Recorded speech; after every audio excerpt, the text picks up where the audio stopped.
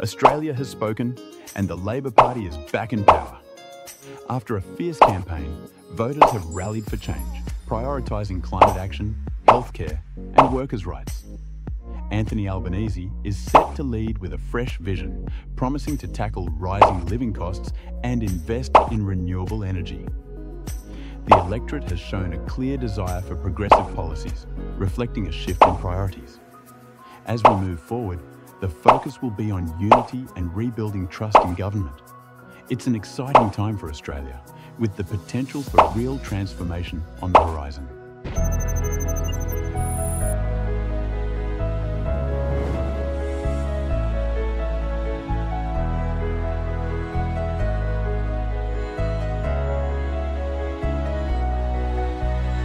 So Australia just had an election, and guess what? The Labor Party is back in power with big old victory.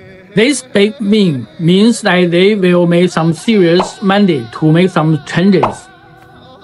If you are a student who want to apply to study in Australia, or if you are a skilled professional who want to work in Australia, or if you are a migrant who want to call Australia home, then this is your time to seriously consider it. Because the government does not want to waste time for it. Starting from 1st July 2025, a whole bunch of policy shifts are expected to kick in. And yes, that includes changes to migration, visas, regional pathways, and possibly even how occupations are prioritized. But don't panic, we are here to unpack it all for you, broken down nice and easy. So grab a coffee and let's get into what all this is for you. Australia is still open but more selective. So grab a cup of coffee and let's get down what this all for you.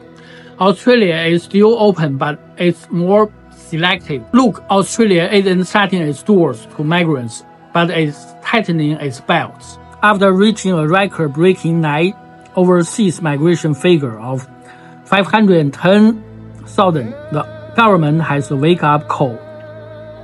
It looked at the numbers, looked at the strain on housing and services, and essentially went, alright, that's probably a bit too much.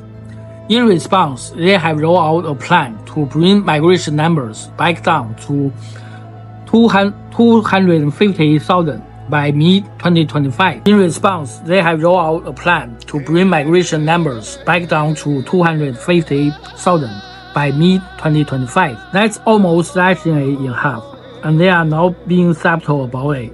Alright, that's probably a bit too much. In response, they have rolled out a plan to bring migration numbers back down to 250,000 by mid-2025. That's almost slashing it in half. And they are now being subtle about it. Policy changes, tightened visa rules, and increased scrutiny are already making waves. The message is clear. Australia is recalibrating. So, if you have been planning to move for work, study, or permanent residency, this isn't a time to sit back and relax. So if you have planned to move to work, study, or permanent residency, this isn't your time to sit back and get relaxed. It's a time to stay informed. Move forward and be prepared because getting through the door might be a bit harder than it was before. Major changes kick in on July 1st, 2025. Circle that date because it's when a bunch of new rules come into effect, especially around income thresholds for work visas. These massive changes could make or break your migration plans, from stricter visa restrictions to age limits to rising visa costs. What you knew yesterday may no longer apply. If you are serious about living, working, or studying in Australia, this is your update you cannot afford to miss. Tighter sponsorship and police clearance requirements.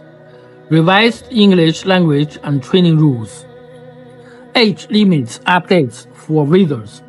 New visa streams and fee increase. Let's dive into the details.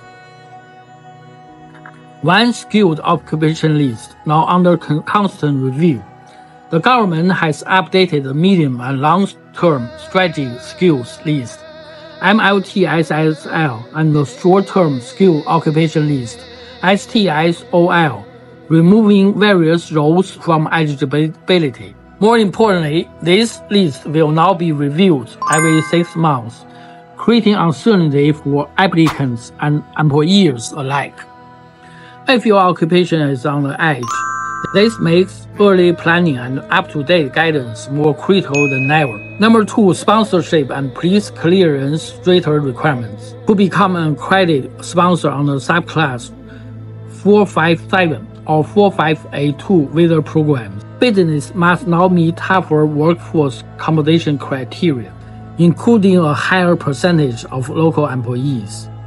In addition, police clearance are now mandatory for all applicants aged 17 and above, regardless of the visa stream, adding a new administrative step that could delay applications. Number 3, English language and training rules. No more exemptions.